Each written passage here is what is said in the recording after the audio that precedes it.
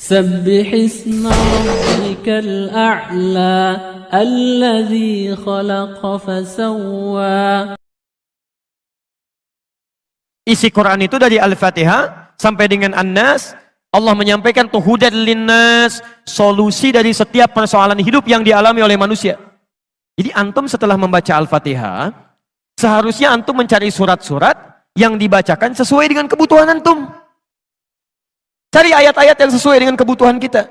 Karena dari Al-Fatihah sampai dengan An-Nas itu semua berisi kebutuhan kita.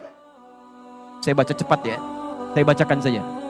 Misal, sebelum lahir, tadi kan ikhtiarnya Quran surah kedua Quran surah ketiga ayat 38 sampai 39. Keadaannya Quran surah 19 ayat kedua sampai dengan ayat ke-11-nya.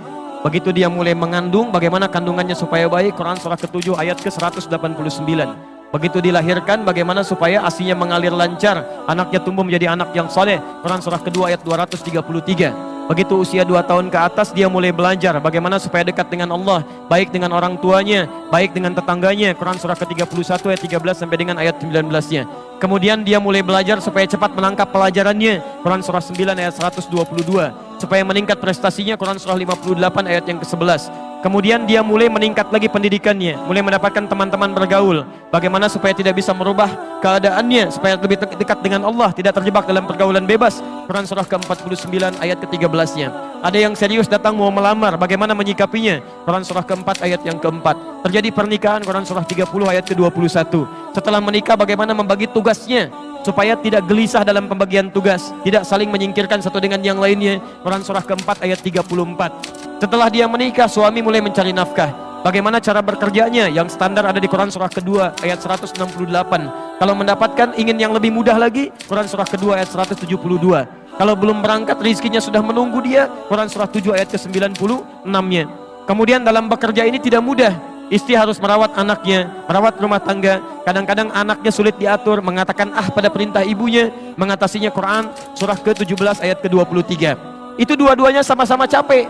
Jangan dikira yang pergi ke kantor saja, ibu pun merawat anak juga kadang-kadang ada rasa lelah. Bagaimana mengatasinya? Kalau lelah-lelah sedikit, itu ada di Quran surah ke-26 ayat ke-80. Kalau sudah mulai menjadi penyakit, bahkan kata dokter nggak ada obatnya, bagi Allah nggak ada yang mustahil. Quran surah ke-21 ayat 83 sampai dengan 84. Kadang-kadang Anda yang bekerja, ada orang yang tidak suka dengan Anda. Ada yang usil, ingin menyingkirkan Anda, menyungkurkan Anda. Ada perlindungan dari Allah di Quran surah ke-17 ayat 79 sampai dengan 81. Kalau ada yang membuat diri Anda tersesat sampai mengatakan, ya Allah kenapa dia begini, ya Allah apa nggak ada solusinya? Selalu ada. Amalkan di Quran surah ke-21 ayat 87 sampai dengan ayat ke-88-nya. Sampai Anda beraktivitas lagi, mendapatkan kesenangan hidup, harta mulai melimpah, Masya Allah, rumah semakin luas, syukuri itu semua dengan mengamalkan tuntunan di Quran surah ke-14 ayat yang ke-7-nya. Tapi ketika datang ujian, tingkat ujian bisa macam-macam. Ada yang ringan, yang menengah, kemudian yang kuat. Pelajari itu supaya siap menghadapinya. Di Quran surah kedua ayat 214. Solusinya di Quran surah ketiga ayat 142. Cara sabarnya di Quran surah kedua ayat 155 sampai 157. Sampai Anda terus berkembang, usia 40 tahun, orang tua masih ada, ingin berbakti pada orang tua, ada di Quran surah ke-46 ayat yang ke-15-nya. Sampai kemudian Anda semakin sepuh mengatakan, ya Allah, apakah saya akan hidup untuk selamanya? Tidak. Satu saat kamu akan meninggal. Bagaimana cara meninggalnya, ya Allah? Kamu akan kedatangan maut di Quran surah ketiga ayat 185. Maut itu datang lewat malaikat yang diutus, Quran surah 32 ayat yang ke-11. Bagaimana cara diambilnya, ya Allah? Kalau kamu ingin tenang diambilnya, kerjakan amal soleh, maka kamu akan dipanggil dengan kalimat yang menenangkan. Ya ayyatuhan nafsul mutmainnah, Quran surah 89 ayat 27 sampai dengan ayat 30.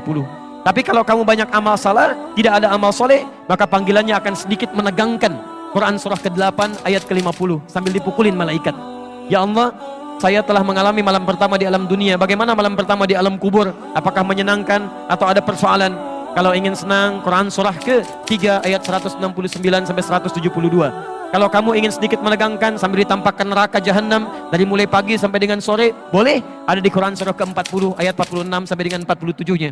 Ya Allah, bagaimana suasana hisab? Apakah menyenangkan atau tidak? Kalau kamu ingin masuk surga tanpa hisab, langsung masuk mendapatkan berita gembira surga, ada amalannya di Quran surah kedua ayat 25. Tapi kalau kamu misalnya banyak amal salahnya, mengabaikan perintah Allah, bahkan kamu bisa masuk neraka tanpa hisab. Ada di Quran surah ke-18 ayat 100 sampai dengan 101-nya. Ya Allah, bagaimana suasana surga nanti ya Allah? Ayo kerjakan amal soleh. Ada surga bersama Rasulullah tingkat yang paling tinggi. Amalan ini Quran surah ketiga ayat 31. Quran surah 59 ayat yang ke-7. Quran surah 33 ayat 21. Ada surga yang di taman surga yang memberikan langsung Allah. Bisa melihat Allah tanpa hijab. Quran surah 75 ayat 22 sampai dengan ayat 23. Ada amalannya di Quran surah ke-51 ayat 15 sampai dengan ayat 23. Ada ada surga seluas langit dan bumi. Kemanapun kamu beraktivitas tidak akan pernah menemukan ujungnya. Quran surah ketiga ayat 133 sampai dengan 134. Ada semua. Ada semua. Jadi Anda punya masalah apapun, ayatnya ada di Quran. Jadi begitu mengatakan waladhdallin, cari ayat yang sesuai dengan kebutuhan Anda. Mintakan, boleh dilafazkan. Masalahnya Ustaz, saya nggak hafal ayatnya. Jadi yang dibaca dari subuh sampai isya, An-Nas lagi, minal jinnati, dan dikabulkan oleh Allah. Mimpinya ketemu jin terus gitu kan.